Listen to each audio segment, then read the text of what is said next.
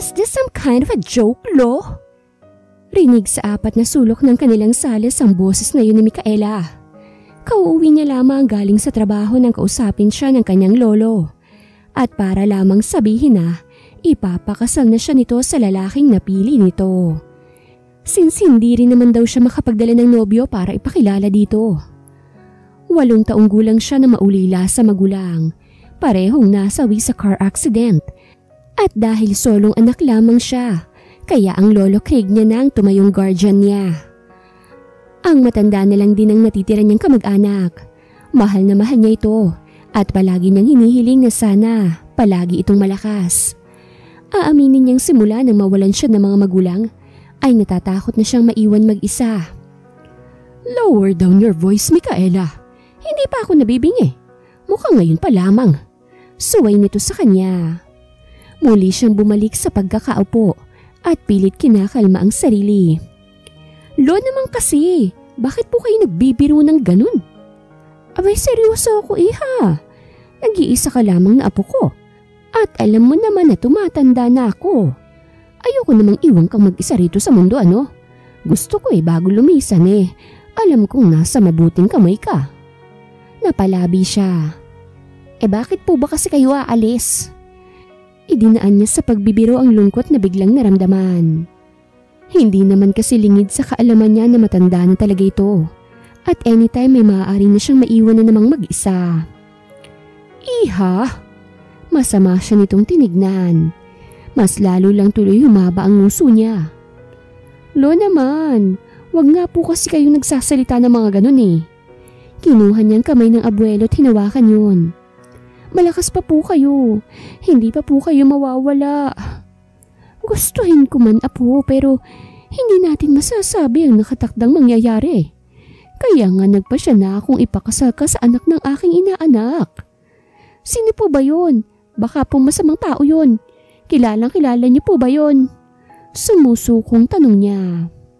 Sa sobrang pagmamahal niya sa matanda ay never pa siyang sumaway sa mga utos nito. Alam naman kasi niya na para din sa kanyang ikabubuti yun. At ito ngang usapang kasal, kung para sa ikatatahimik ng loob ng matanda, ay hindi na siya tututol pa. Mahirap tanggapin pero tunay naman ang sinasabi nito. Hindi naman talaga nila alam ang maaaring mangyari, kaya't bago man lang ito lumisan sa mundo, at iyon nga ay ang magpakasal siya sa lalaking napili nito. Kilalang kilala ko siya, iha. Maging ang buong angkan niya ay kilala ko. Lumaki siya sa probinsya. Ay simpleng tao lamang kahit na nga nanggaling siya sa mayamang angkan. Kung ganun, probinsyano po? Tanong niya. Medyo na-excite siya. Sa pagkakaalam niya kapag lumaki sa probinsya, tiyak na mabait at magalang. Heist, sana nga. Oo, iha. Abay bilib nga ako sa taong yun Pwede naman siya magtrabaho sa kumpanya ng kanyang ama, pero mas ginusto niya roon sa lugar na tahimik lang. Kung sa bagay kahit ako, tahimik na buhay ang pipiliin ko. Sa mga sinasabi ng matanda, ay bigla na lamang nabuo ang paghanga sa puso niya sa taong tinutukoy nito. Kung ganun ay magaling talagang pumili ang kanyang lolo. Mahal na mahal talaga siya nito. Ano po bang pangalan niya, Lo? Ngumiti ang matanda sa kanya bago tumagon. Harvey Villafranca, iha. Ho! Nanggigilalas siyang napatayo at muling napalakas ang boses. Harvey Villafranca? Pag-uulit niya. Naninigurado na hindi siya nagkakamali ng dinig. Yes, iha. May problema ba? Nagtatakang tanong niya. Magkakasunod naman siyang napailing. Malaki ho, Lolo. Anya.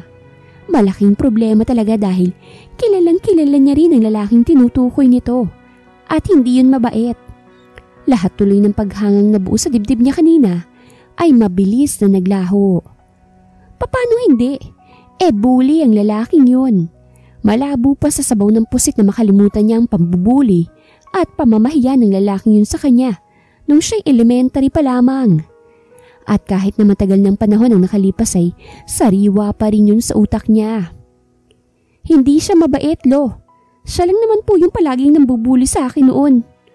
What? Yes, Lo.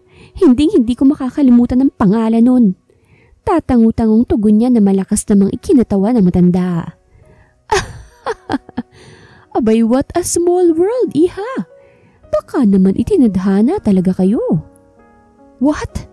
No way, Lolo. Sa mga oras na yun ay parang gusto niyang magduda kung abuelo pa ba niya ang kaharap niya. At kailan pa ito naniwala sa tadhana na yun? Lo naman, ipakasal niyo na ho ako sa lahat, wag lang sa kanya. Nakapagdesisyon na ako, Apo, at nagkasundo na rin kami ng pamilya niya. Pero Lo, hindi po kami magkakasundo noon. Mortal po kaming magkaaway. Kulang na lang ay maglumuhod siya para lang kaawaan siya nito. Pero bigo siya. Marahan lang nitong ginulo ang buhok niya. Mga bata pa kayo nun, iha. People change. And look at you now. You're a grown-up lady. 25 ka na kaya kalimutan mo na ang nakaraan, ha? Mariin siyang napailing. No way! Hindi niya makakalimutan yung araw na ipinahiya siya ng lalaking yun sa harapan ng maraming tao. Nagluluksa pa siya sa pagkamatay ng magulang niya noon nang ipahiya siya ng lalaki. At itinanim niya sa utak na hindi niya ito mapapatawad. Ganito na lang, Lo. Give me 1 month. Kapag po napatunayan ko na masama talagang ugali ng lalaking yun, kapag napatunayan ko na hindi siya karapat-dapat na maging asawa ko, hindi po ako magpapakasal sa kanya. Pero kapag tama kayo na mabait naman pala talaga siya at nagbago na sige po, papakasal po ako sa kanya. Desperada na talaga siyang wag mapakasal sa taong yon. Kaya kung kinakailangang makipag-deal siya sa kanyang lolo, ay gagawin niya. Saglit namang natigilan ng matanda at tila'y napapaisip din sa sinabi niya. At papaano mo namang gagawin yun? Nabanggit niyo po kanina na sa Hacienda Villafranca siya natuloy. Pupunta po ako doon at ako mismong susubok sa ugali niya. Napailing ito sa tinuran niya. Huwag kang makikipaglaro sa apoy, iha. Hindi naman po, Lo. Basta po payagan niyo lang ako. Promise, tutupad po ako sa usapan kapag nalaman kong talo talaga ako. Itinaas niya pa talaga ang kanang kamay at nagpa-cute sa matanda. Matagal muna siya nitong tinitigan. Pagkuway nagpakawala ng malalim na buntong hininga. O sige, ikaw ang bahala, Apo. Sumusukong wika nito. Yes! Masiglang sinugod niya ng yakap ang abuelo. Humanda ka sa akin, Harvey Villafranca. Matapos makausap ni Micaela ang abuelo, ay ang kaibigan naman niya ang kanyang kinausap. Anong nakain mo't nagka-interes ka bigla sa probinsya nila Lola? Nagdududang tinignan siya ni Alexa. Ikinuwento niya naman dito ang napag-usapan nila ng kanyang lolo, pati na rin ang kasunduan at ang kanyang plano. So ano, matutulungan mo ba ako? Oo, pero sigurado ka ba talaga dyan? Paano kung mabuking ka agad na nagpapanggap ka lang? Baka pati si Lola mawalan pa ng trabaho. Halata ang pag-aalinlangan sa boses nito. Hindi niya ito masisisi. Matagal na kasing mayordoma sa hacienda ang Lola Luisa nito. At hindi katulad niya, si Alexa ay galing lamang sa payak na pamilya. Talagang nagsikap lamang ito sa pag-aaral kaya't nakatapos katulad niya. Akong bahala, mag-iingat ako. O baka naman pwedeng sabihin na agad natin kay Lola mo ang plano ko. Matagal itong natahimik, tila nag-iisip. Kalaunan ay mariinding napailing. Wag na, mag-iingat ka na lang. Siguraduhin mo lang din na hindi ka niya makikilala. Napangiti siya nang sa wakas ay pumayag din to. Salamat, Bessie. Pangako mag-iingat ako. Mahigpit niyang niyakap ang kaibigan. Siguraduhin mo lang kakalbuhin talaga kita. Wika nito pero tumugon din sa yakap niya. Pagkatapos nga nilang mag-usap, ay napagkasunduan nilang bumiyahe din kinabukasan. Kaya naman tinawagan niya agad ang sekretary at inihabilin muna rito ang flower shop niya at sinabing 1 buwan siyang mawawala. Nagpaalam na rin kagad siya sa kanyang lolo. Hindi naman siya nag-alala masyado na iwan to dahil marami naman silang kasambahay na titingin dito kung sakali. Sinalubong ng sariwang hangin sila Micaela nang makarating sila sa probinsya. Panay palaya ng dinadaanan nila kanina at hindi niya akalaing mamamangha siya sa ganda at linis ng lugar. Tahimik din ang kapaligiran, malayo sa ingay at mausok na Maynila kung saan silang lumaki. "Mga apo, nandyan na pala kayo." Sinalubong sila ng medyo may katandaang babae. Unang kita niya pa lang ay nakilala niya na agad to, si Lola Luisa, ang lola ng kaibigan niya. "Lola ko!" Kaagad tong sinalubong ng yakap ni Alexa. Siya naman ay nakangiting nakamasid lamang sa mga ito. Kung siya makalolo, itong kaibigan naman niya ay makalola. Palibhasa, minsan lang magkita ang mga ito kaya tila nakalimutan na siya sa haba ng kamustahan. Tuloy ay bigla niya agad na-miss ang lolo niya. "Ay, oo nga pala lola, si Mikay po pala, kaibigan ko." Nakangiting nilapitan niya ang matanda. Magiliw din naman tong lumapit sa kanya. Nagulat pa siya nang pati siya yakapin ito. "Ikinagagalak kong makilala ka, Mikay." Anito nang sa wakas pakawalan siya. "O siya, tayo nang pumasok sa loob. Siguradong pagod kayo sa mahabang biyahe." Simple lamang ang bahay ng matanda. Gawa sa kahoy ang mga dingding. Kaya naman hindi na rin kinakailangan pang gumamit ng electric fan o aircon. Dahil kahit nasa loob ka na ng bahay, ay maaliwalas pa rin ang pakiramdam. Matapos silang ipaghanda ng merienda ni Lola Luisa, ay nag-umpisan naman tong magkwento sa kanila. Tama ang kaibigan niya. Madaldal nga talaga ito. Mukhang hindi siya mabuburyong doon kung palagi itong maraming baong kwento. "Hindi ka naman pangit, iha. Ewan ko ba dito sa apo ko? Ang sabi niya'y nangangailangan daw ng trabaho ang pangit niyang kaibigan. Pero noong nakita kita kanina, nasabi kong hindi ka naman ganun kapangit. Laitera lang talaga itong si Alexa."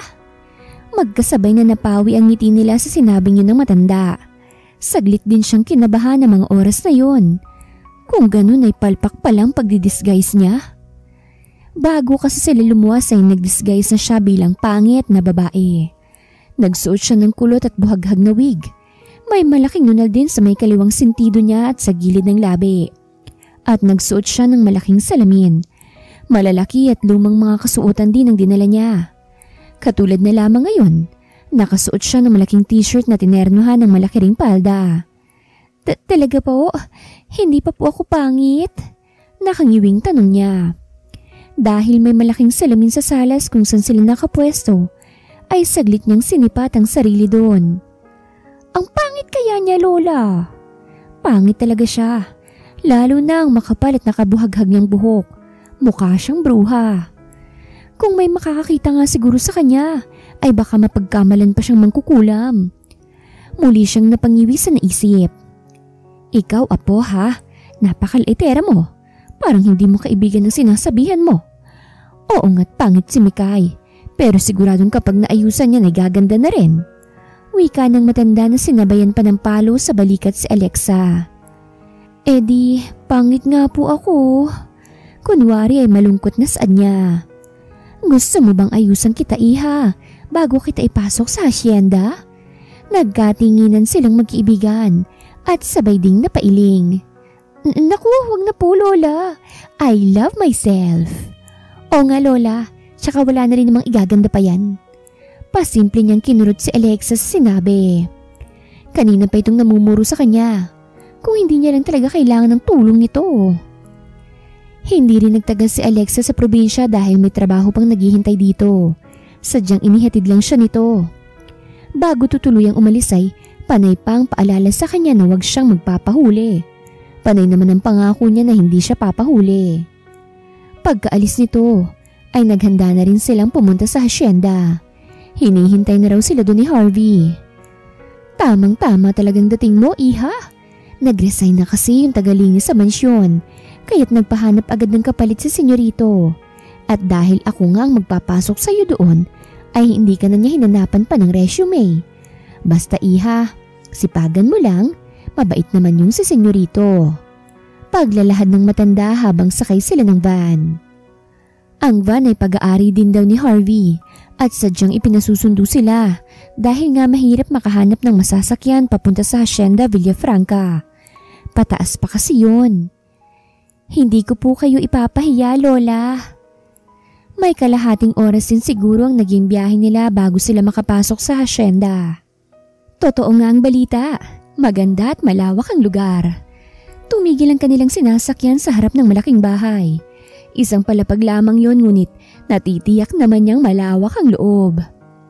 Si Senyorito lang ang amo natin dito. Nasa Maynila kasi ang lahat ng pamilya niya. At dahil siya lang ang sanay dito sa probinsya, kaya't sa kanya na rin ipinamana ang buong hacienda. Sobrang yaman na talaga ng binata. Kung matutuloy man sakali ang kasal nila, ay pwede na siyang magbuhay reyna kahit huwag na siyang magtrabaho. Pero dahil hindi naman siya nasisilaw sa yaman, big no pa rin para sa kanya na maikasal sa kinamumuhian niya. Habang naglalakad papasok sa loob ng bahay at nagmamasid sa paligid, ay patuloy naman sa pagsasalita ang matanda. Dali na muna natin itong mga gamit mo sa magiging silid mo, ha? At pagkatapos ay pupunta na tayo sa library. Siguradong hinihintay na tayo ni Senyorito doon. Sige po. Nang mapadaan sila sa salas, ay saglit siyang natigilan nang makitang malaking larawan na nakasabit sa dingding. Larawan ng pamilya Villafranca. Maganda't gwapo ang mag-asawa. Kaya naman ang 4 na mga anak ay mga artistahin din ang mukha. 2 babae at 2 lalaki ang mga iyon na lahat ay nakangiti. Pero sa isang tao lamang mas tumagal ang atensyon niya, kay Harvey Villafranca. Sa larawan ay napakakisig nito. Para itong bathala sa sobrang kagwapuhan. Ang magagandang pares ng mga mata nito ay nakangiti rin at tila'y nakatingin sa kanya. Siya na ba yun? Tanong niya sa sarili habang sapo ang dibdib. Hindi kasi niya malaman kung bakit bigla na lang kumabog ang puso niya. At bago pa man tumulo ang laway niya dahil sa pagkaing gwapong larawan sa kanyang harapan, ay kaagad niya nang binawi ang tingin doon. Ito ang magiging silid mo, iha. Ako lang po ba dito, Lola? Hiwalay po ang silid natin? Nagtatakang tanong niya habang nililibot ng tingin ang paligid. Hindi gaanong kalakihan yon, sapat na para sa kanya. Parang ang hindi yung silid para sa katulong na katulad niya. Para bang bisita lang siya doon at tila pinaghandaan pa ang pagdating niya. At sa pagkakaalam din niya, magkakasama sa iisang silid ang mga kasambahay. Ganun kasi sa kanila. Pero malaki naman yung silid. Sakto lamang para magkasya ang 4 nilang kasambahay. Kami ni Pasing ang magkasama sa silid at matatanda na kami. Baka hindi ka makatulog ng maayos. Alam mo na, malalakas maghilik. Mahina pa itong natawa sa tinuran. Ang tinutukoy nitong Pasing ay ang labendera daw doon. O paano? Mamaya mo na ayusin yung mga gamit mo. Puntahan na muna natin sa Senyorito, ha? O sige po. Pero bago sila tuluyang lumabas, ay chinek niya na muna ang sarili sa maliit na salamin niyang dala. Hindi naman siguro siya makikilala ng binata. At isa pa, ang tagal din nilang hindi nagkita. Mga bata pa sila noon, kaya sigurado siyang nakalimutan na siya nito. Nakalimutan na nitong may bata itong palaging binubuli noon. 3 katok ang ginawa ng matanda bago sila pumasok sa library. Sinalubong kagad sila ng mabangong silid.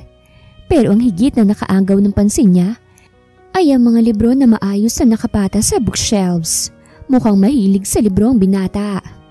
Tulad ngayon, kabababa lamang nito sa hawak na libro nang makita silang pumasok. Senyorito, magandang hapon po. Bati ng matanda rito. Habang siya'y tila na estatwa sa kinatatayuan. Hindi naman kasi niya akalaing mas gwapo pa talaga ito sa personal. Moreno, matangkad, and almost perfect. Lola, nandyan na po pala kayo. Maging ang boses nito'y lalaking lalaki. Tila kay sarap nun sa kanyang pandinig. Kasama ko na si Mikay. Maupo po kayo. Alok nito sabay senyas ng upuan sa harap ng table nito, kung saan nakapatong doon ang libro't laptop. At kung hindi pa siya tinapik ng matanda, ay baka hindi na siya bumalik pa sa ulirat. Pinandilatan siya ng mata kaya't nahihiyang nagbaba siya ng tingin. Ano ba naman yan, Micaela? Marami ka namang nakikitang gwapo dun sa Maynila Pero kung makareact ka ngayon parang first time mo Walandi ka rin no? Baka nakakalimutan mo. Malaking atraso ng gwapong yan sa'yo. Sermon niya sa sarili. Ikinalma niya ang sarili at pilit nang ngumiti ng makaupo. Sinigurado niyang sobrang pangit niya ngayon para malaman ang ugali ng taong to. So, Mikay, hindi na kita hiningan pa ng resume dahil itong si Lola ay isa sa mga taong pinagkakatiwalaan ko. And since siyang nagpasok sa'yo rito, hindi ko na aalamin pang background mo. Pero umaasa akong mapagkakatiwalaan din kita. Seryosong seryoso ang boses nito habang nagsasalita. Kung kanina, wagas ang ngiti nito sa matanda. Ngayong siya naman ang kaharap, ay tila na alibadbara nito sa itsura niya. Lihim tuloy siyang napairap. Malamang, pangit siya Pero kung magandang itsura niya sa mga oras na yun, siguradong hindi ito ganun kaseryoso. Mga lalaki nga naman. Unang kita niya palang rito, ay masasabi na niyang hindi pa rin ito nagbabago. Huwag po kayong mag-alala. Mapagkakatiwalaan po ako. Kailangan ko lang po talaga ng trabaho. Lihim niyang namura ang sarili dahil bakit ba kailangan niyang mautal. Marahan naman tong napatango. Good. Anito, pagguway muling binalingan ng matanda. Manang, pasabi na lang po ng magiging trabaho niya at yung about dun sa magiging sahod niya. Sige po, senyorito. Hindi rin naman sila nagtagal doon at kaagad na ring umalis. Lo, first encounter ko palang sa kanya, bagsak na agad. Mukhang sa itsura siya bumabase kung paano niya pakikitunguhan ng mga tao sa paligid niya. Kasalukuyang nakahiga si Mikay at kausap ang abuelo. Dahil hapon na silang nakarating ay bukas na siya mag-uumpisa sa trabaho. Nanghuhusga ka naman agad, iha. Baka naman kasi ganun lang talaga siya. Ayon din kay Harold ay sadyang seryoso palagi iyan. Napalabi siya. Hindi pa rin ako naniniwala, Lolo. Basta, kiss siya sa akin. Porke pangit hindi na niyang ningitian. Ang red flag. Natawang matanda sa kabilang linya. First day pa lang naman. Saka mo nahusgahan. Tignan mo at makikita mo rin ang totoong siya. O sige na, magpahinga ka na riyan. Good luck sa pagiging pangit na kasambahay mo. Kinabukasan ay maaga siyang nagising. Suot na niya ang ibinigay na uniform ng matanda. Bago lumabas ang silid, sinigurado niyang pangit ang itsura niya. Sinigurado niya ring naidikit niya ng maayos sa mga nunal sa mukha niya. Iha, pakidala mo nga ito kay senyorito. Andun siya sa garden. Katatapos lamang niyang mag-agahan ng utusan siya ng matanda. Sige po, La. Kinuha niyang tasa na nakapatong sa maliit na platito. Maingat na tinungo niya ang garden. Nasa likod lamang yun ng mansyon. Nang makarating siya doon ay naabutan niya itong nagbubungkal ng lupa. Mukhang magtatanim yata ng halaman. Nabanggit din kasi sa kanya ng matanda na mahilig nga raw itong magtanim-tanim. At dahil nakatalikod ito sa gawin niya, ay malaya niyang napagmamasdan ng malapad nitong likod na kumikintab na dahil sa pawis. Nakahubad kasi ito at tanging pantalong kupasin ang suot. Nakatsinelas lang din ito. Kung hindi niya ito kilala, ay mapagkakamala niya itong hardinero. Bahagya pang nakaluhod ang isang tuhod nito sa lupa. Mukhang sanay na sanay sa ginagawa. At bago pa siya tuluyang humanga sa nakikita, ay tumikhim na siya upang agawin ang atensyon nito. Senyorito, kape po. Tumigil to sa ginagawa nang marinig siya. Tumayo at saka hinarap. Muntikan pa siyang mabuwal sa kinatatayuan ng mapagtanto kung gaano itong kakisig sa mga oras na iyon. At ang katawan nito, shit na malagkit. Pwede nang ipares sa mga pandesal nito sa hawak ng kape. Pakipatong na lang sa lamesa. Walang kangiting-ngiting utos nito. Tila hindi man lang nagulat sa presensya niya. Nakabusangot na tinungo niya ang bakal na lamesa. May 3 bakal din na upuan ang nakapalibot doon. Papasok na po ako sa loob. Tawagin niyo na lang po ako kung may kailangan kayo. Anya nang maipatong ang tasa sa lamesa. Nang muli niya itong harapin ay nakita niyang nagpupunas ito ng kamay sa hawak na towel. Mukhang katatapos lamang maghugas. Naglalakad ito patungo sa kanya at hindi man lang mag-aksaya ng oras na punasan ng pawis sa katawan. Naiiling tuloy na nag-iwas na lang siya ng tingin. Samahan mo ako mamaya. Bibisitahin ko mga kabayo. Saad nito bigla. Seryoso pa rin ang mukha. Pero this time ay nakatingin na sa kanya. Ano po? Gulat niyang tanong. Kasama ba yun sa trabaho niya? Pero sa bagay, chance na yun para makasama pa ito. At nang sa ganun ay malalaman niya pa ang ibang ugali nito. Ang ibig ko pong sabihin ay sige po. Anong oras po ba? Saglit itong tumingin sa relong suot. Ipapatawag na lang siguro kita. Sige po. Tugon niya bago nagpaalam dito. Pagkatapos nga niyang maglinis ng kabahayan, ay pinatawag siya ng binata kay Aling Pasing. Iha, wag mo sanang masamain pero hindi ka ba marunong magsuklay? Tanong ni Aling Pasing sa kanya nang magpaalam siya rito na magpapalit muna ng damit. Marunong naman po, tugon niya. Bahagya pang hinaplos ang kulot na buhok.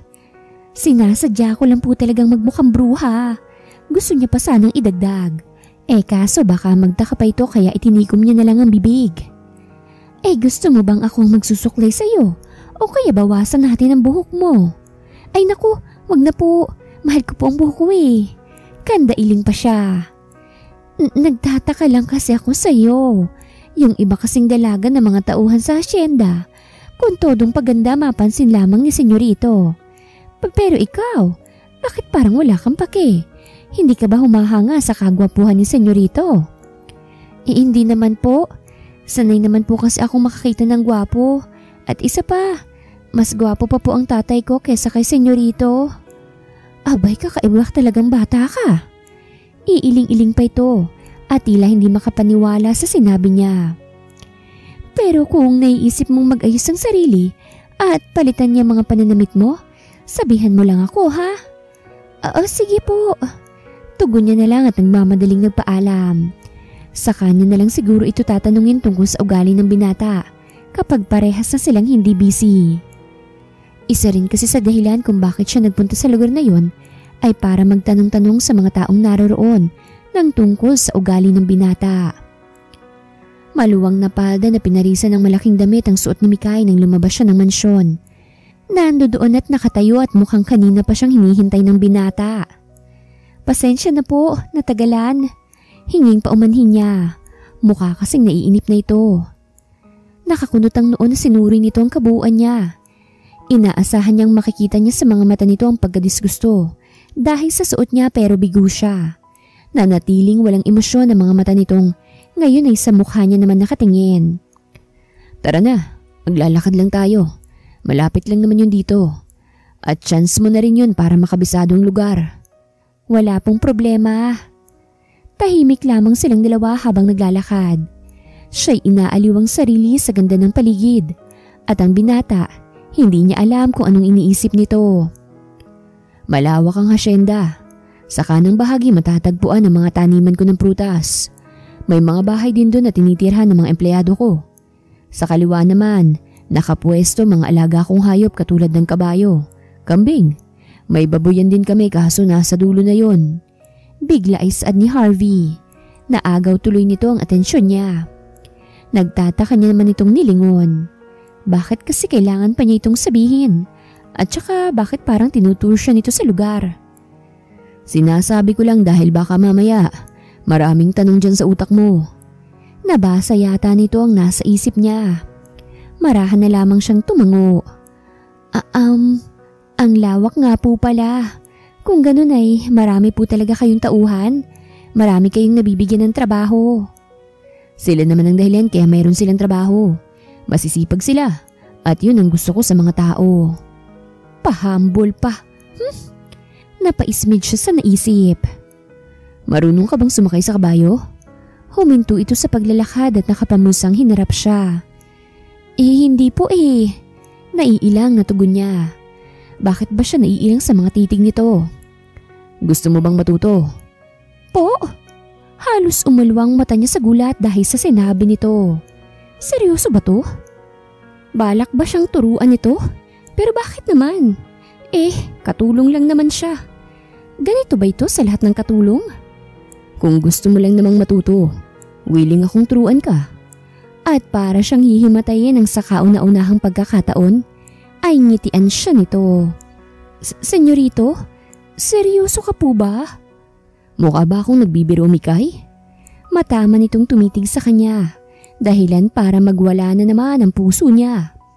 At bakit ba parang sarap pakinggan ng nickname niya kapag itong bumibigkas? Sabi ko nga po gusto ko hong matuto. Seryoso ang binata nang sabihin nitong tuturuan siyang mga bayo. Ngayon nakasakay na siya sa kabayo. Pero hindi yata sa pagsakay niya sa kabayo siya kinakabahan. Kung hindi sa mga bisig ng binata na ngayon ay nasa bewang niya. Nasa likod niya ito at ito rin ang nagpapasunod sa kabayo. Ang mainit nitong hininga ay panakanakang tumatama sa may pisngi at tenga niya. Ramdam din niya mula sa kanyang likod ang malapat nitong dibdib. Relax, dapat buo ang loob mo kapag sumakay ka ng kabayo. Baka mahawa sa'yo si Riley niyan. Wika nito.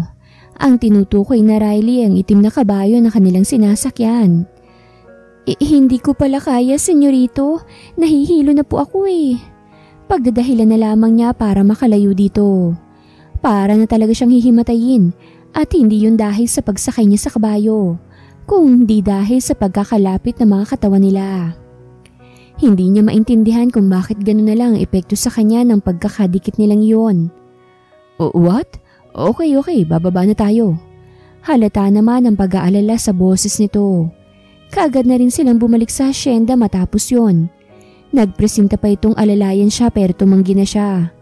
Sa ngayon, mukhang hindi magandang ideya na mapalapit siya rito. Nang sumunod na araw ay sinubukang makipagkwentuhan ni Mikay sa gwardya at sa ilang trabahador sa hasyenda. Sa tuwing humahaba ng kwentuhan nila, ay bigla namang sumisingit ang senyorito nila. At iyon ang kinukuha niyang pagkakataon para makapagtanong sa mga ito kung ano ba talagang ugali ng kanilang amo. Gaya na lang ngayong araw, dahil binigyan siya ng day off ay naisipan niyang mamasyal sa taniman ng hasyenda. Doon ay nakita niyang ilang trabahador. May mga kababaihan din doon na nagwawalis sa mga dahon. May isang linggo na naman siya doon kaya't nakilala na rin siya ng mga ito. Nang makita nga siya ay kaagad na tinapos sa mga ito ang ginagawa. At inanyayahan siya sa kubo para makapagkwentuhan sila. Hindi naman ipinagbabawal doon ang kwentuhan, lalo na kapag tapos naman na sa trabaho. Isa pa, hindi naman daw mahigpit ang amo nila. Nakakainggit ka talaga, Mikay. Imagine, araw-araw mong nakakasama at nakikita si senyorito. Siguradong maganda lagi ang araw mo. Palagi mo ba namang nakikita ang kagwapuhan niya Ganun palagi ang bukang bibig ng mga kababaihan doon. Tahasang ipakita ng mga ito sa kanya ang pagkagusto ng mga ito sa amo nila. Kapag gwapo, nakakaganda na kagad ng araw? Hindi ba pwedeng kapag mabait yung amo, mas gaganda ang araw mo? Tugon niya. Ewan kung bakit bigla niyang siraan ng binata sa mga ito. Parang ayaw niya sa kaisipang maraming nagkakagusto dito. Ay, yun na nga, Day. Perfect package na si senyorito. Guwapo, mayaman, macho, mabait, at higit sa lahat, makatao. Baka di mo natatanong, dito sa lugar namin, marami na yang natulungan. Kaya nga kung tatakbo man siyang bilang mayor, siguradong mananalo yan. Tama si Dory, Mikay. Maraming nagmamahal kay senyorito dito, pero malabong pasukan yun ng politika. Ayaw nga nun sa magulong mundo Segundo naman ni Laika. Naubusan na naman tuloy siya ng sasabihin. Lahat ng taong tinatanong niya sa lugar na yon ay puro magagandang sinasabi sa lalaki. Pero ayaw niya pa ring makumbinse. Sigurado ba kayong mabait yun? Baka pakitang tao lang. Day, hindi. Grabe naman kung pakitang tao lang yung ginagawa niya. Ang tagal niya na kayang tumutulong dito. Marespeto sa matatanda at hindi mayabang. Tsaka masasagot mo rin naman yung tanong mo, Mikay Sa tingin mo ba, nagpapakitang tao lang siya? Bakit? Paano ka ba niya itrato sa loob ng mansyon?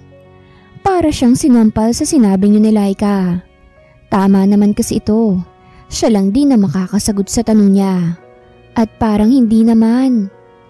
Sa loob ng mansyon ay maayos ang pakikitungo nito sa kanya. Mukha lang itong istrikto at palaging seryoso. Pero mabait naman to. Hindi sila nito itinuturing na katulong. At kung magalit man ito ay may karapatan naman to dahil madalas talaga siyang pumalpak sa trabaho. Pero humihingi naman kaagad siya ng pasensya. No, Mikay. Huwag kang magpapakumbinsi sa mga nalalaman mo. May 3 linggo ka pa para matyagan si Harvey.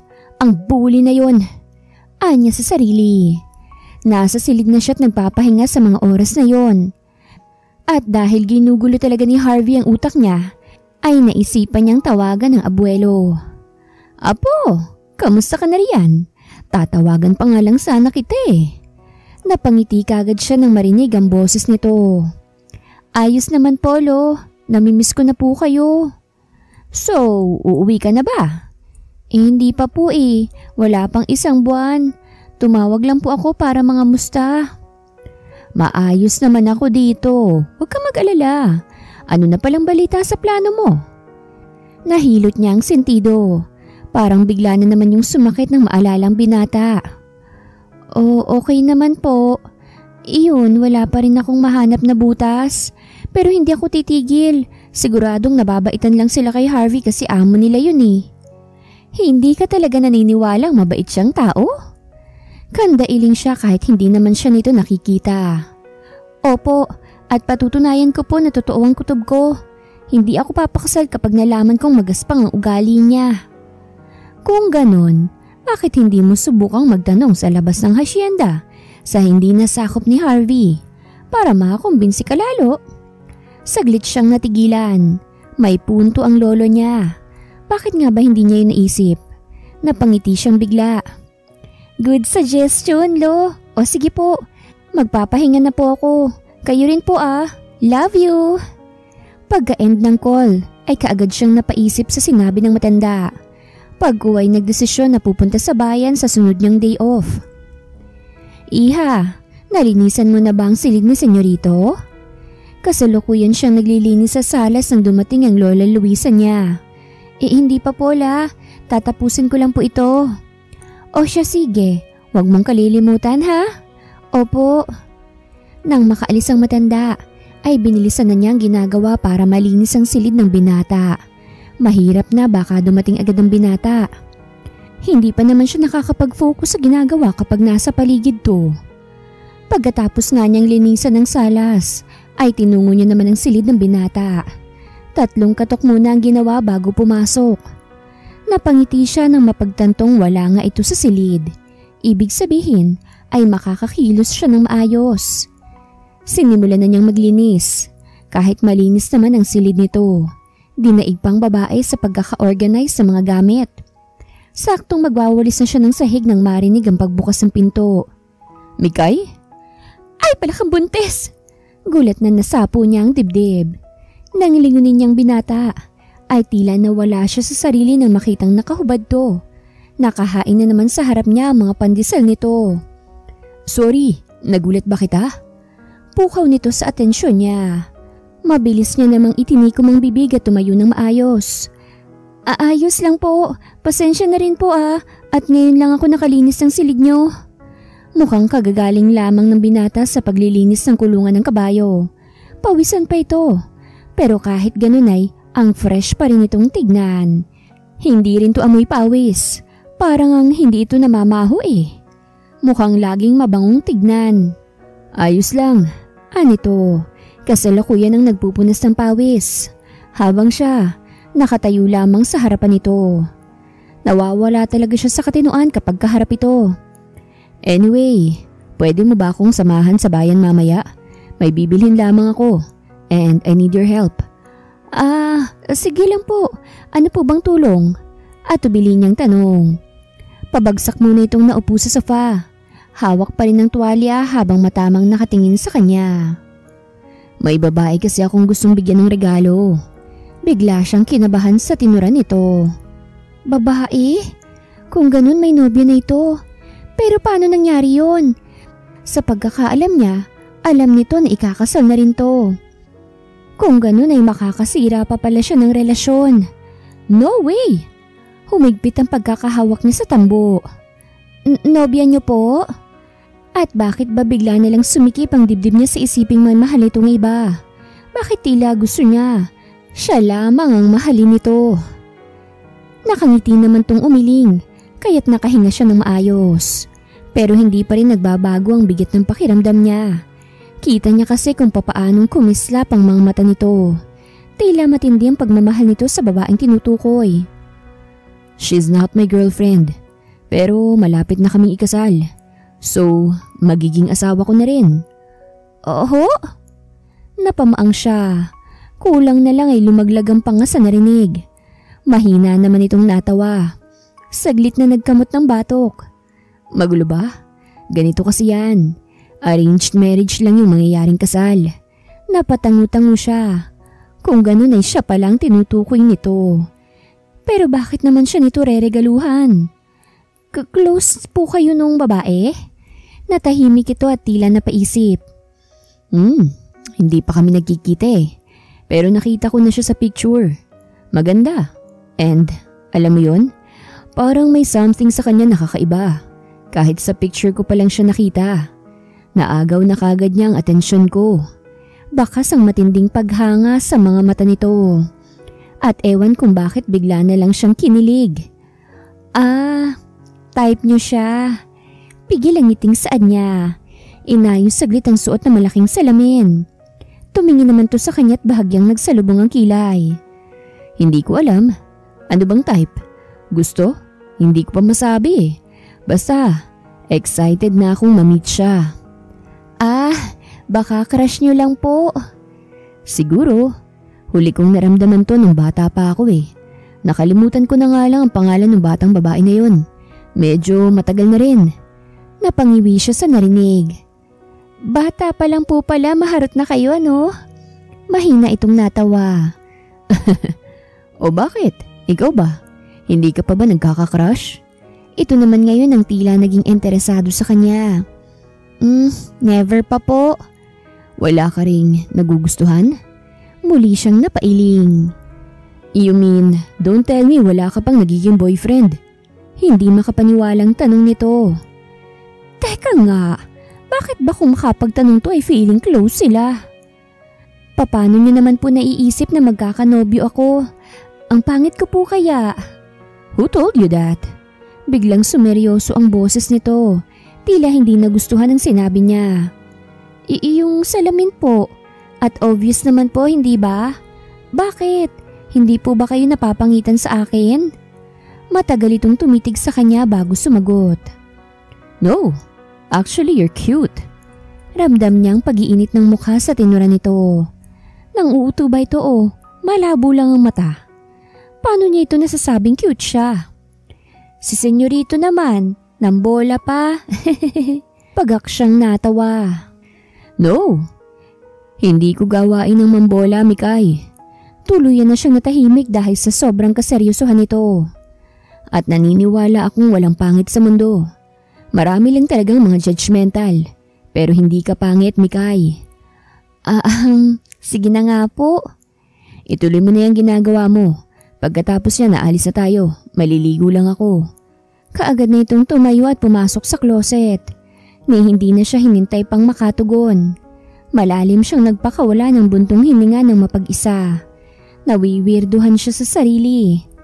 Bakit bigla ay naramdaman niyang lumalambot na ang puso niya sa binata at kinilig din siya kanina. Nababaliw ka na, Micaela. Tigilan mo yan. Anya sa sarili at pinagpatuloy na ang ginagawa. Ito kaya, magugustuhan niya? Ipinakita ni Harvey ang hawak na black dress kay Mikay. Nasa maliit na boutique shop na matatagpuan sa palengke sila ng mga oras na yon. Kandailing naman si Mikay. Hindi siya mahilig sa dress. At isa pa, marami na siyang dress na panay regalo lang din sa kanya. Pero parang hinahaplos ang puso niya sa kaalamang nag-e-effort talagang binata na mahanapan siya ng bagay na magugustuhan niya. Carrot cake, senyorito. Sigurado, magugustuhan niya yon. Wika niya sa matamlay na amo. Hindi niya ito masisisi Kanina pa kasi sila sa lugar na yun pero lahat ng makuha nito ay sinasabi niyang hindi magugustuhan ng fiancé nito. Nagpunta na rin sila sa tindahan ng sandals at bags pero wala pa rin silang napipili. Paano mo nalaman? Gulat na tanong nito. Kaagad naman siyang binundol ng kaba. Kasi paborito ko po rin yun. Baka lang magustuhan niya. Bakit po? Paborito niya rin po ba? Marahan naman itong tumango. Kaya nga namimili ako ngayon na maaari pang iregalo sa kanya para isahang deliver na lang. Laglag ang balikat na lumabas to ng butik. Siya naman ay nakasunod lang. Paminsan-minsan ay kinikilig. Ngayon niya nga lang kasi naramdaman na bigyan siya ng effort ng isang tao.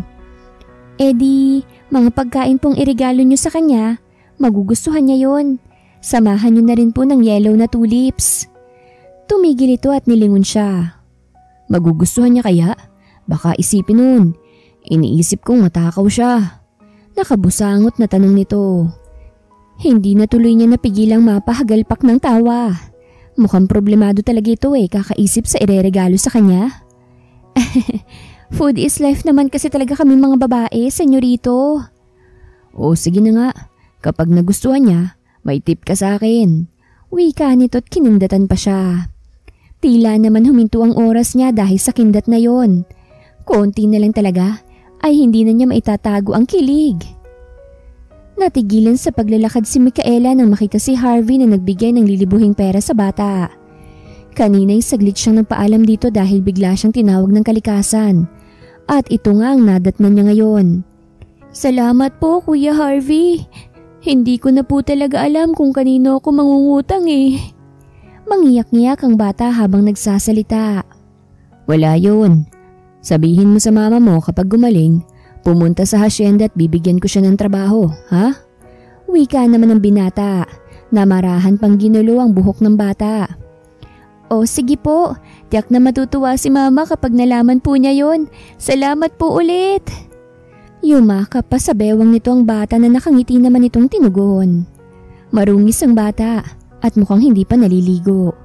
Pero hindi niya man lang to nakitaan ng pandidiri nang yakapin to ng bata. Nang makaalis ang bata, ay saka pa lang niya ito nilapitan. Oh, nandiyan ka na pala. Tila nagulat pa ito nang makita siya. Success ba? Tumatawang pagbibiro nito. Tuloy ay natawa na rin siya. Opo, success! Hanga na talaga siya sa lalaking to. Kung maituring siya ay parang tropa lang sila. Tuloy ay lalong gumagaan ang loob niya rito. Sino po pala yung bata kanina? Naisipan niyang itanong nang makasakay na sila sa kotse. Si B-Boy. Nakita kong balak na nakawan yung tindahan ng prutas Kaya nilapitan ko at dinala ko sa parking at doon ko kinausap. Tugon nito. Sa kalsada nakatuon ang tingin. Iniwan daw pala sila ng kanyang ama. May sakit pa ang kanyang ina. Tapos nagugutom na raw ang mga kapatid niya kaya naisipang magnakaw na lang. Wala na raw magpautang sa kanila Parang tinusok ang puso niya sa narinig. Bigla siyang nahabag sa bata. Tuloy ay gusto niyang balikan ng bata at bigyan ng konting tulong. Pero nabigyan ko naman na ng pambili ng kailangan nila. Mamaya-maya rin ay papapuntahan ko sa tauhan ko para masiguradong okay na talaga sila. Nakangiti pa ito habang nagsasalita. Tila'y masaya talaga itong nakatulong sa kapwa. Bakit ang hilig mo yatang tumulong sa mga tao? Hindi ka ba natatakot na abusuhin ka nila? Saglit itong bumaling sa kanya. Bakit naman ako matatakot? Masaya ako kapag nakakatulong sa kapwa, Mikay. Kung mga abuso sila, bahala sila. Hindi naman nauubos ang pera ko. Kaya hanggat kaya kong tumulong, tutulong ako. Hindi na siya nakaimik sa tinura nito. Kita niya ang pagka-genuine sa mata nito. At parang gusto niya na ring sumuko na hanapan to ng baho. Kasi wala siyang mahahanap dahil lahat ng meron sa lalaking to ay panay magaganda. Sarili niya lang din naman ang niloloko niya dahil alam niyang kahit siya'y humahanga na rin sa taong ito. Hindi pala, baka nga mahal niya na rin to At tanggap niya na. Talo na siya. Sa pagdaan pa ng mga araw ay hindi na namalaya ni Micaela na mas naging malapit na pala sila sa isa't isa ni Harvey. Palagi siya nitong isinasama kahit saan magpunta. Natuto na nga rin siyang sumakay mag-isa sa kabayo dahil sa tiyaga nitong magturo. Palagi na rin itong nagkukwento sa kanya na tila ba matagal na silang magkaibigan. Kita niya rin ang inggit sa mga babaeng trabahador nito sa tuwing makikitang magkasama sila at nagtatawanan. Katulad na lamang ngayong araw. Isinama na naman siya ng binata sa taniman nito at saglit siyang iniwan sa kubo dahil may kakausapin lang daw ito. Iyon naman ang kinuhang pagkakataon nila Laika para lapitan siya. Hoy, bruha! Magtapat ka nga sa amin. Ginayuma mo ba si senyorito? Bakit napapansin namin na palagi na kayong magkasama, ha? Nagulat pa siya nang singhalan siya ng babae. Kasama nito si Dory at isa pang babae na hindi niya kilala. Ha? Anong sinasabi niyo dyan? Huwag ka nang magmaang-maangan. Halata namang may gusto ka kay senyorito. Ano? Ginagayuma mo ba siya kaya gano'n na lang siya kagiliw sa'yo? Tigilan mo na siya. Ikakasal na yun. At sa pagkakaalam namin, magandang babae ang Fancy nun. Walang-wala ka sa kalingkingan niya. Gusto niyang matawa sa tinura ng mga ito. Akala pa naman niya'y mababait ang mga ito. Pero bakit ngayon ay parang asong nauulol ang mga ito na gusto na siyang sunggaban? Sa halip na patulan, ay tumayo na lamang siya at tinalikuran ng mga ito.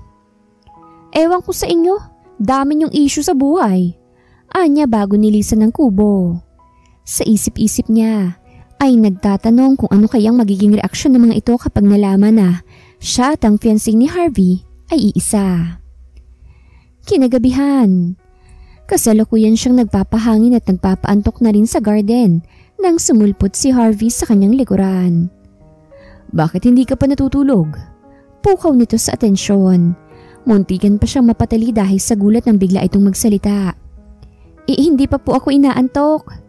Nang lingunin niya ito, napansin niya kagad na nakainom ito. Lasing po kayo? Anya. Bumuntong hininga ito bago siya tignan. Nakainom lang. Base pa lamang sa tono nito ay naramdaman na agad niyang may problema ito. Siguro Mikay, maganda kung umagwat na muna ako sa'yo. Nagulat man sa sinabi ay pinili niyang huwag magbigay ng reaksyon. Tumingin to sa kalangitan at muling nagpakawala ng malalim na hininga. Dahil po ba nai-issue na tayo? Tanong niya. Hindi naman kasi lingid sa kanya na pinagchichismisan na sila ng iba. Hindi niya na lamang maiwasang masaktan dahil naaapektuhan pala ang binata. Siguro ay diring-dirito sa mga naririnig. No, hindi yun ang dahilan. Malamlam ang matang tinignan siya nito. May mas malaking dahilan. Hindi niya maintindihan kung bakit bigla na lang siyang kinabahan. Mikay, I think I'm falling in love with you. Tila nahihirapang saad nito na ikinabilog ng mga mata niya. Ano po? Mariin siyang napailing. Hindi maaari, lasing lang to. At malitong nararamdaman ko. Ikakasal na ako at mali na ngayon pa lang ay para ko nang niloloko si Micaela. Tila gusto niyang maiyak nang bigkasin nitong pangalan niya na puno ng ingat. Tila iniiwasang masaktan siya. Bakit? Pangit po ako, senyorito. Hindi ka pangit, okay? At hindi lang itsura ang basehan para mahalin mo ang isang tao. Maraming dahilan para ma-in love. Pero hindi ko malaman kung anong dahilan kung bakit kita minahal. Lasing ka lang po. Pinatatag niya ang boses. Hindi siya pwedeng umiyak sa harapan nito. Dahil ngayon ay alam niya ng mabuting tao talaga to. Hindi dahil sa nagawa siya nitong mahalin, kundi kung paano nitong igalang ang nararamdaman ng ibang tao. Hinagod nitong buhok gamit ang daliri. Pagkuway, pagak na natawa. Yeah right, lasing ako. Nag-inom ako para masabi ko lahat sa iyo to. Nag-iwas siya ng tingin. Hindi niya kayang makita ang sari-saring emosyon sa mga mata nito na ngayon ay nagpapabigat sa loob niya. Now tell me, Mikay, sino ka ba talaga? Kinakabahang napaatras siya nang humakbang tong papalapit sa kanya. Muli, pagkakitong tumawa nang makitang ginawa niya. Sino ka ba talaga? At bakit ganito na lang ang nararamdaman ko sa'yo? Tumigil ito ng ilang distansya na lang ang layo nila. Sorry. Yun lamang ang kaya niyang sabihin sa mga oras na yon. Masakit para sa kanya na makitang nahihirapan to. Masakit dahil kung kailan minahal niya na ito, ay saka pa lang niya na-realize na maling-mali talaga ang ginawa niya. Patawarin mo rin ako, Mikay. Kung minahal kita kahit alam kong bawal. Saglit itong tumigil, tila pinag-iisipan pang mabuti ang susunod na sasabihin. Pero tulad ng sinabi ko, ayokong masaktan ang fiancé ko. Simula ngayon, umakto na tayo bilang mag-amo. Bago ito tuluyang tumalikod, ay kitang-kita niya pa kung papaanong nalaglag ang luha sa pisngi nito. At ngayon niya na-realize na kung meron mang masamang ugali sa kanilang dalawa, ay siya yun. Hindi lang dahil nagawa niyang manloko ng mga tao, kung hindi dahil nakasakit pa siya ng damdamin ng iba. Kinabukasan, kahit may 2 linggo pa siyang natitira para manatili doon ay nagpasya na siyang umalis. Wala na siyang dahilan pa para manatili doon. Napatunayan niyang mabuting tao talaga si Harvey Villafranca. At isa pa, kailangan niya nang umalis bago pa may makaalam ng tunay niyang katauhan. Ayaw niyang madamay pa ang lola ng kanyang kaibigan. Sigurado ka na ba, iha, sa pasya mo? 2 linggo ka pa lamang dito ah. Bakit hindi ka muna mag-stay kahit hanggang 1 buwan lang para buo mong makuha ang sahod mo? Tanong ng matanda nang puntahan siya nito sa kanyang silid. Nabanggit na pala dito ni Alexa ang plano niyang pag-alis. And as usual, gumawa na naman sila ng alibay para hindi ito magduda. Pasensya na, Paula. Gustuhin ko man po hindi na maaari. Yun na lamang ang sinabi niya. Ayaw niya nang dagdagan pa ang kanyang pagsisinungaling. Kotang-kota na siya sa panloloko ng tao. Biglaan naman kasi. Pero sige, kung iyon ang pasya mo, huwag kang mag-alala. Nasabi ko na rin naman kay senyoritong dahilan kung bakit kinakailangan mong umalis. Nang marinig ang pangalan ng binata, ay bigla na lamang ang pagkabog ng dibdib niya. Saktong natapos siya sa pag-iimpake ng hindi naman karamihang gamit nang bumukas ang pinto at iluwal si Aling Pasing. Mikay, pinatatawag ka ni senyorito sa opisina niya. Saglit siyang natigilan. Hindi na yata mahihinto pa sa malakas na pagkabog ang kanyang dibdib. Sige po. Magkakasabay na silang lumabas ang kanyang silid. Pero mag-isa na lamang siyang pumunta sa opisina nito. Nang nasa tapat na ng mini office ng binata ay huminga muna siya bago kumatok. 3 katok lang ang ginawa niya bago nagpa siyang pumasok sa loob. Nadatnan niya ang binatang seryosong mukha na nakaharap sa laptop nito. Saglit siyang natulala sa kagwapuhan nito. Kahit ano talagang ekspresyon ng mukha nito ay hindi pa rin nawawala ang kakisigan. Pero syempre, mas gusto niya kapag nakangiti ito lalo na sa kanya. Nang mag-angat to ng tingin sa kanya, ay saka lamang siya nag-iwas ng tingin. Tumikhim siya upang alisin ang bara sa lalamunan. Pinatatawag niyo raw po ako? Hindi maiwasang mautal. Hindi niya kasi talaga alam kung paano ito pakikiharapan matapos marinig ang mga sinabi nito kagabi. Seryoso pa rin ang mukha nito. Ini-off saglit ang laptop bago sumandal sa kinuupuan. So, bakit biglaan yata ang pag-alis mo? Sa mga oras na yun ay pakiramdam niya. Ibang tao na ang kaharap niya. Pero kahit kinakabahan ay pinilit niya pa rin kumalma. May emergency? Dahil ba tapos na sa pag-iimbestiga sa akin si Mikay Tampipi? O mas tamang sabihin na, Micaela Cruz. Hindi ba't iyon ang totoo mong pangalan?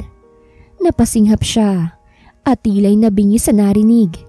Bigla siyang nilokoban ng takot nang makitang madilim nitong aura.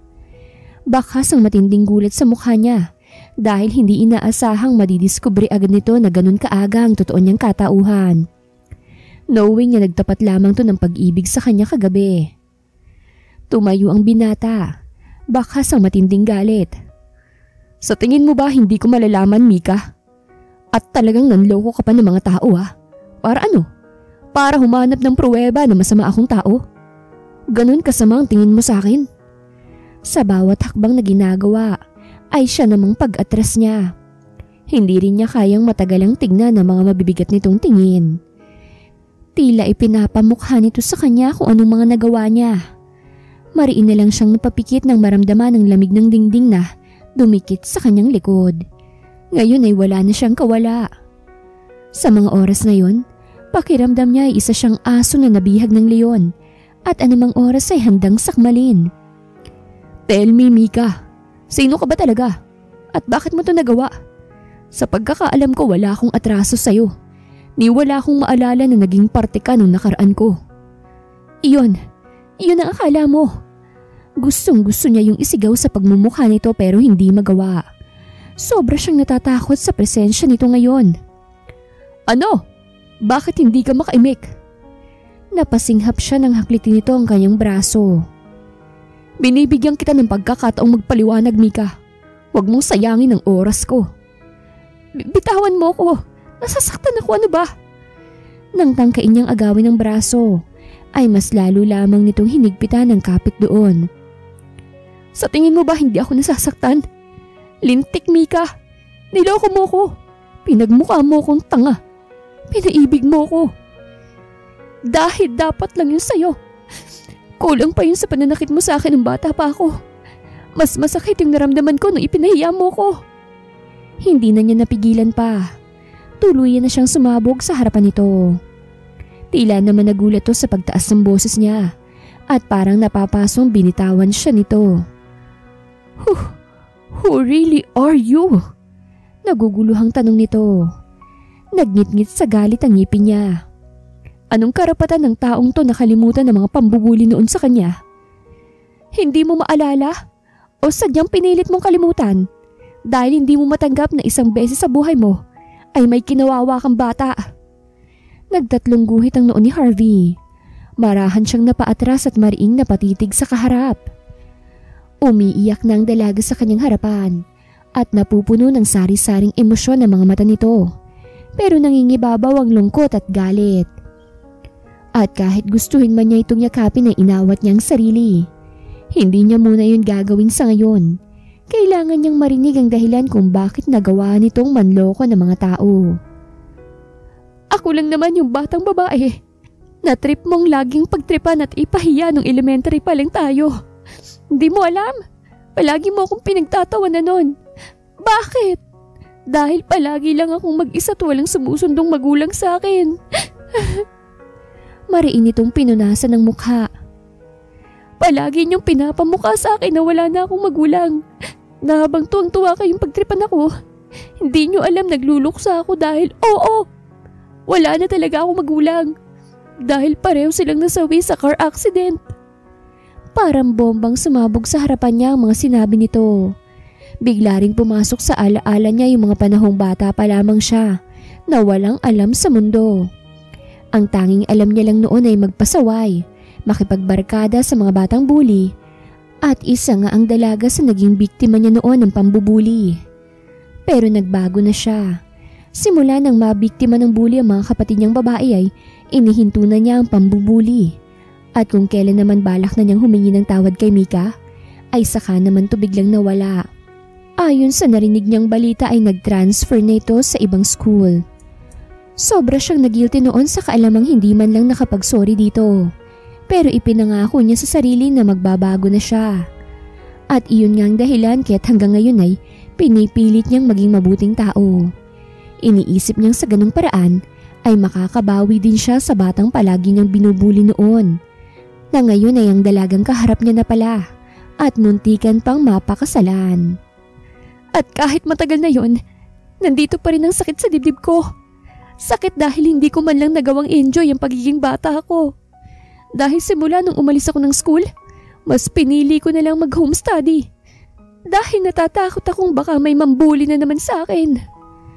Kahit nahihirapang huminga at magsalita dahil sa pag-iyak, ay pinili pa rin ni Micaela na ilabas ang lahat ng sama ng loob niya. Wala na siyang pakialam kung ano man ang maging itsura niya ngayon, dahil lahat ay sasabihin niya sa lalaking ito. Sa lalaking kinamumuhian niya noon, pero nagawa pa rin niyang mahalin ngayon. At iyon ang hindi niya matanggap. I'm sorry, hindi ko alam na... The heck, sorry. Mahina itong napamura. Tila hindi alam kung anong sasabihin para kahit papano ay mapagaan ang pakiramdam niya. habang siya naman ay tuluyan ng naupo sa sahig. Nasa mukhang mga kamay at patuloy pa rin sa pag-iyak. Ganun palang pakiramdam kapag yung sama ng loob mo na matagal mo nang itinatago ay bigla mong nailabas.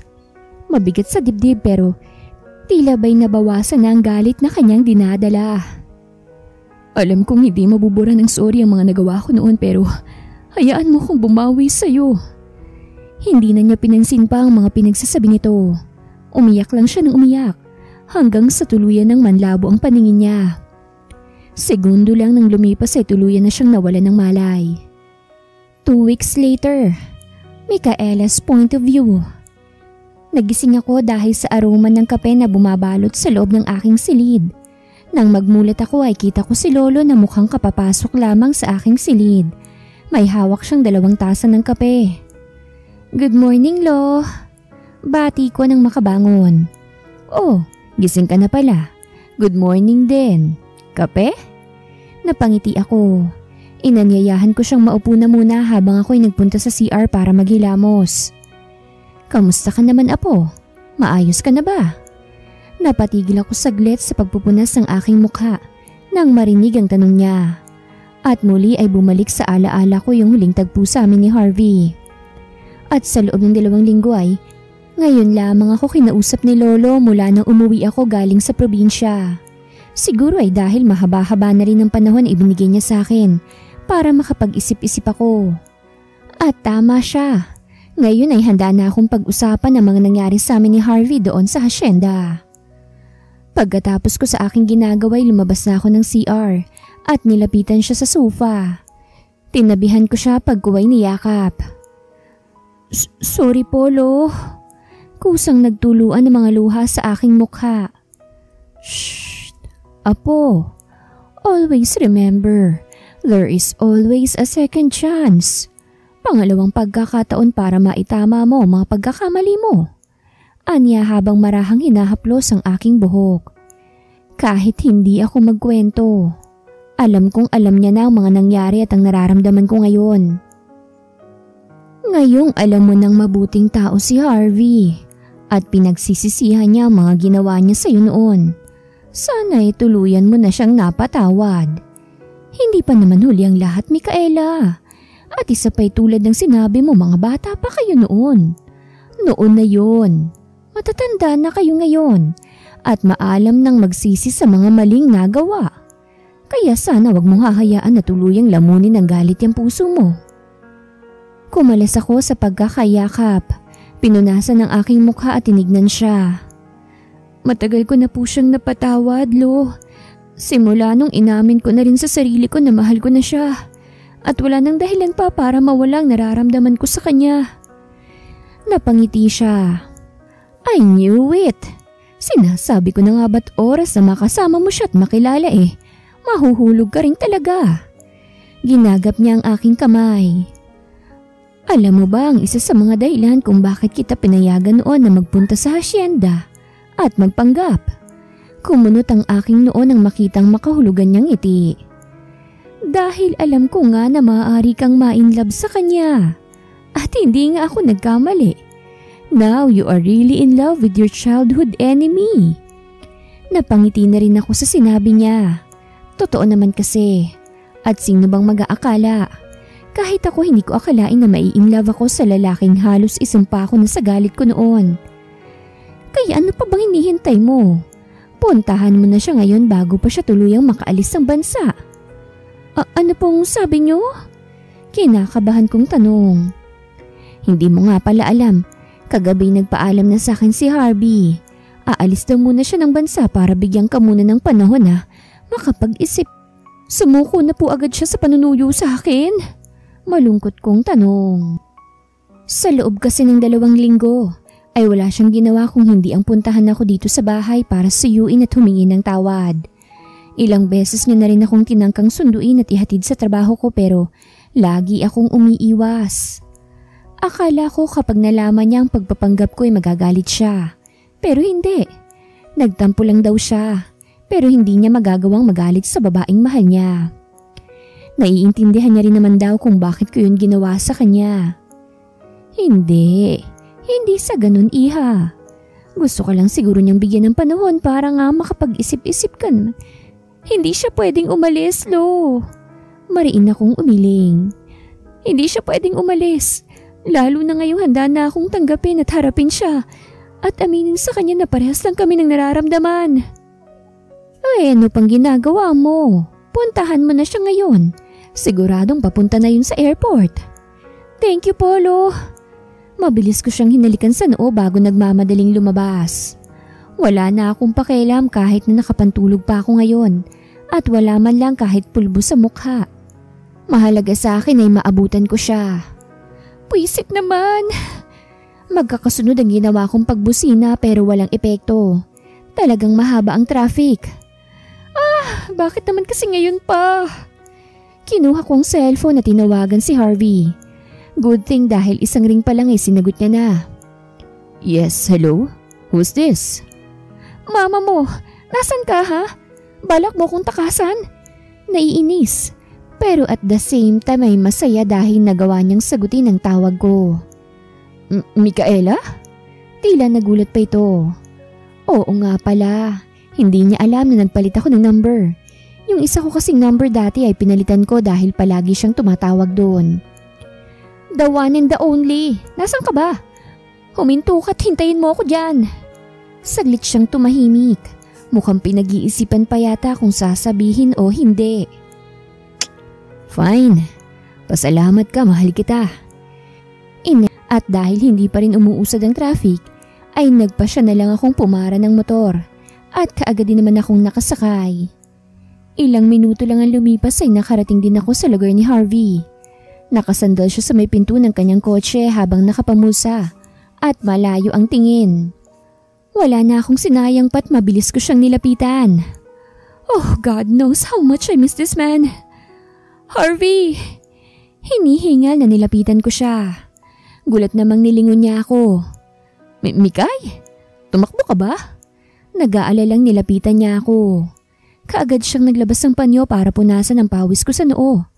Habang ginagawa niya yun ay nakatitig lang ako sa kanya. Hindi ko maiwasang mapangiti.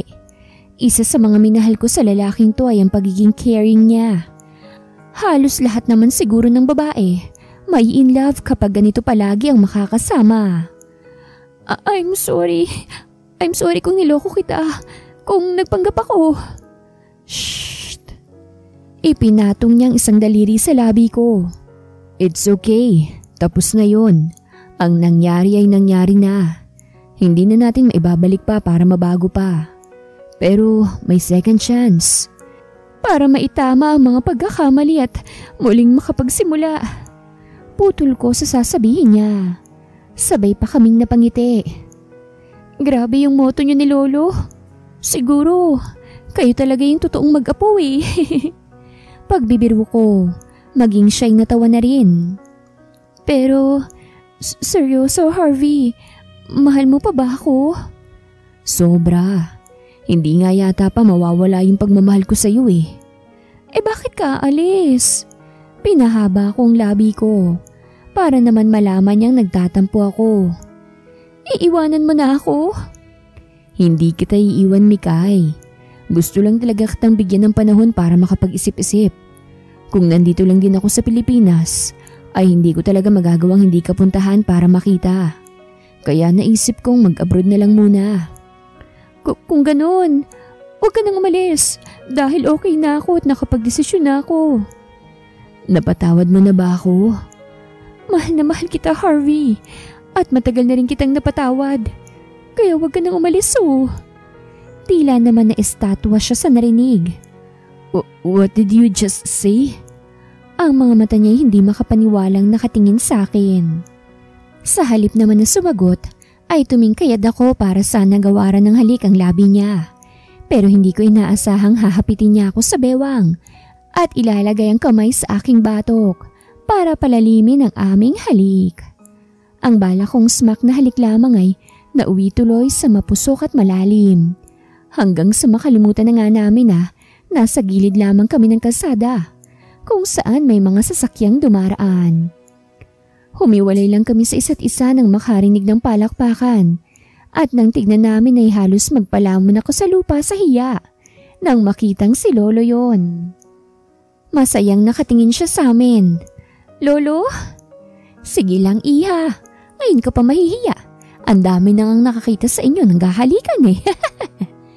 Anito sabay tawa. Maging si Harvey ay nakitawa na rin. Mas lalo lang tuloy na mula ang mukha niya. At saka ganun din ako nung magtapat ako ng pag-ibig sa lola mo. Pakiramdam namin ng oras na yun ay kami lang ang tao sa mundo. At ganun ang mahika ng pagmamahal.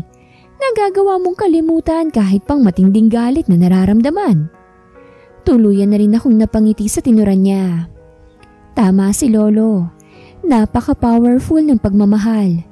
Nagagawa nitong burahin lahat ng pangit na alaala, pati na rin ang lahat ng galit at puot.